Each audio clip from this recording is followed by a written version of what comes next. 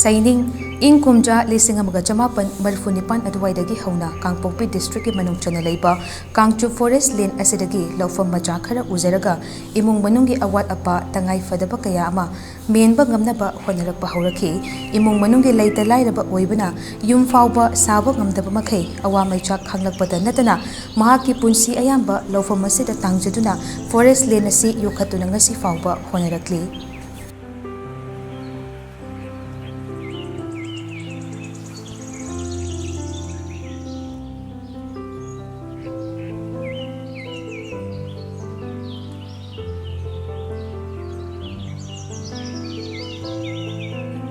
अखोइना लेजरिबा से कांगचुपकी forest area दुदनी अखोइ अदुगा हजिक अखोइना ngसाइदगी चिंगजे काखचरब मतुंगदा इमासिना अखोइ जगा जगादा अखोइ उहै वहै म्याम से थाबगी जगा जगा अखोइना लेजरिबा जगा सिना तब मफम कयादसो अखोइ उहै वहै म्याम थाब जगा थेंगनाजै सिना मफम अमनी अदो हाइबा मफम सिदा इमासिना करी करी वखल खलगे हाबदसु ngakta अखोइ पोथाब ओइना खमिनसे kangalu ni hin tin pung taba hi ye kangalu in tin pung ti hi min akalo ding ni nyang su anak jeng le ampa ilo api heng ting ho hi e ka ho wa ka pu ho ding ti le tin pung no ya hi thei jong pu ding champra pu ding komla pu ding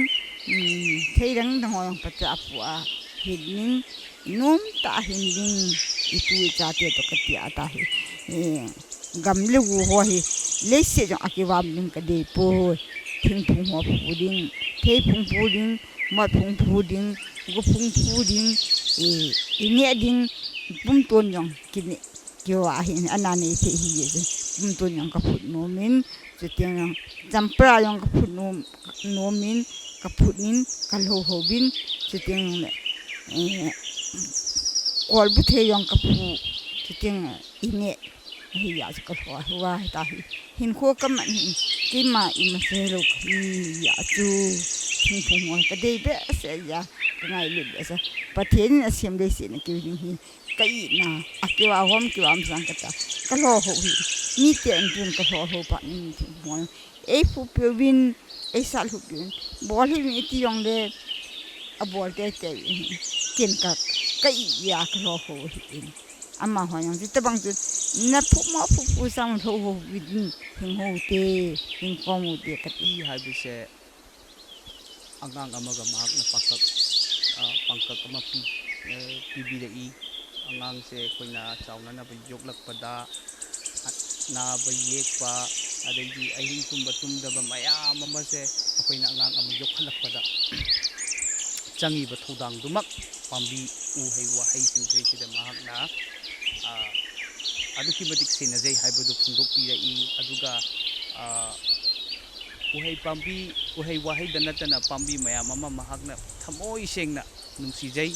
maramdi kaigino haiba matamda u haibasina akoida nungsit koina holiba sorase nungsit asengba se oxygen se pibi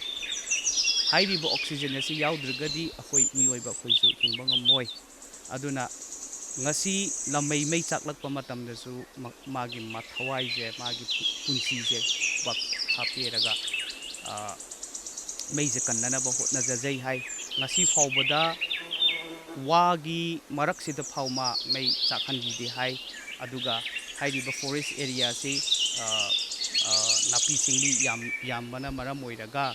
mahakna karigumba matamda mai thadukpagi tangai fadaba leiraga su mana madu phajana section sinajai adaidi heira thaningbagi wakhalon sin maram kaigino hai matamda akoi se miyoibani sa uchek waya mayam su taduna hairiba heira sing se chajaraga tangjaraga akoina su chaba yaba uchek waya na su chaba yaba aduga hairiba magi sacrifice magi ngasi hotnajariba hotnajamanse madi ma charaga su yai chadraga su yai macha masu singna madugi mahaido yalakpadu aigi apenbu oigani aduga hairiba mafam ase forest jagani forest ki land ni adum oinamak forest ki jaga oiramduna su sise hangaga leiramagadi forest to oibadi oithoi aduna aina hairiba mafam ase jaga asida uwa heira kaya thajinjaraga aina hairiba mafam ase semgatchabani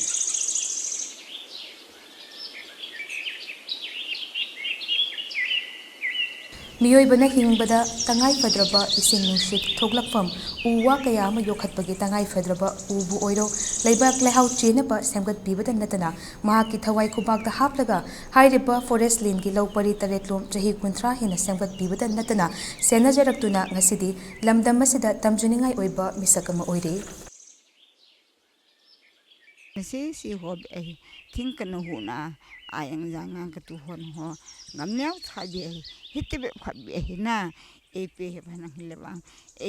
nga sa ulabang phading ham a hilole ipa lo di nang a hi nga thai native a lole bol be in thing phung phu be in thai phung phu be native a lole hitti bang wolben gam sung hi nangin nga thai chiro ta native ichichu kenyo na tong kai ya na na ka to nom ya chu min no ai su se pe no din che ten me yong ka ki hu yo ne din chu ten la government kam sung hi ai ti ka thi ho yong ai gu pe ji ka lung han ten ai wo ji ti chun gan thei ta liang wai ta lang ngo yong khu ken zaka ho hi niaw sa khan thi ngo ayang ka tun ka bol amma ho phu hi win ka tin lang ngo ka phu ti chun pusal ho ne yo pusal ho ne yo win thoyong kai ka ti ko yong ka hu yin ka li khu san hu ai phu bi don ken ka tho yo ji oi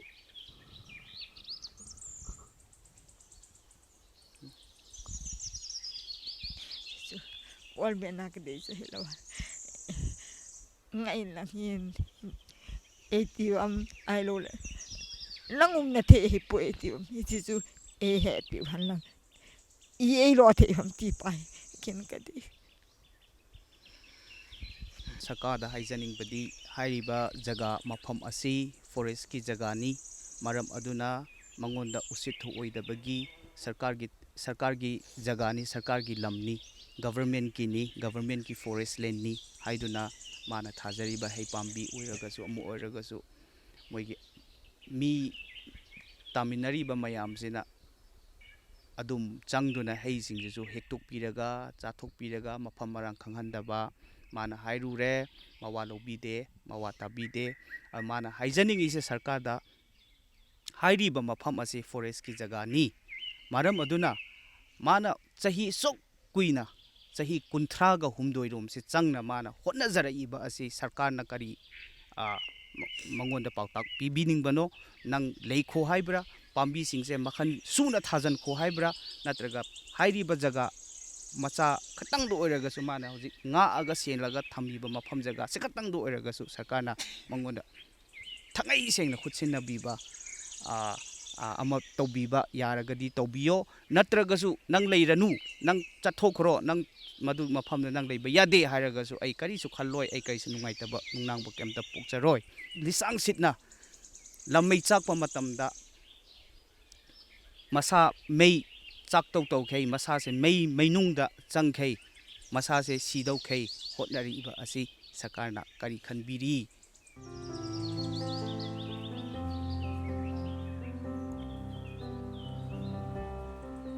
ngamkhai leitana awamaicha khangzelingai mathakta Seinengbu miyoi kayana mimanadrubini khanbiduna mahakpu society asida tokhaina thambiduna ningthi nungaina mirakta tilhanbi khite tawigumbasung mahaki maming matha iba paba hijadrabasu miyamna mimanadrubini khalagasu miyoi bada tarai taraina chendaba gun namasung lausing chenba misakamani haibasi mahaki thabakna takli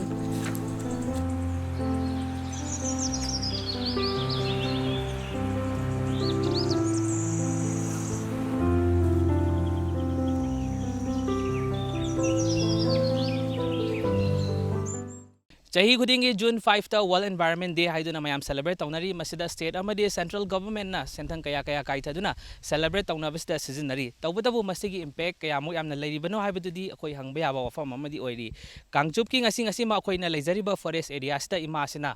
Saugraba forest ke area asida uwa kaya thaduna laik laishugi mangal phangjadrabasu uwa singchina akhoi mioibada kanaba kaya marum piri haiduna uwa sing asi yokhatabe yade thadaba yade haiduna ima sina suk sangna hotnaduna lakli ima sina akhoina wari sanajaba matamda haziki forest area asi mahakna ngaksaba senjaba ngamnabai damakta sarkar na mangonda sinabiba pamhori tawbadabu hairiba area asi ima sigi honajaman amadi make sahi kaya gi awaman si yenguraga sarkar na maki contribution asi yengbiraga mangonda sinagadra natraga sinaroidra haibidudi hangbaya ba wafam mama ohori cameraman ibom chagaloinana paudam jariba Jenas Elite News Kangchup